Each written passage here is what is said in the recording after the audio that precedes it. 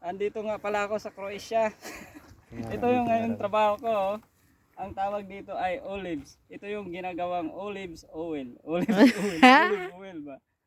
Ayan oh. So, ito ngayon Yung ginagamit niya. ginagamit ko. Oh. Guys, i-demo ko sa inyo. Ito lang oh. Ayan. Okay. Okay. Tapos, Tapos example ka doon. ito, ayan guys. Oh. Yan. Ganun lang. Ganun lang. Ganun lang simple. Tapos ito na guys, may net ito para nakasahod na yun doon. So pagkatapos ano na yan, i-roll. Tapos ilalagay natin dito sa batya. Batya ba? Basket one yan. Ano ba tawag dito? Basket. Basket. Oh, tama. Kaya yan lang. Maraming salamat.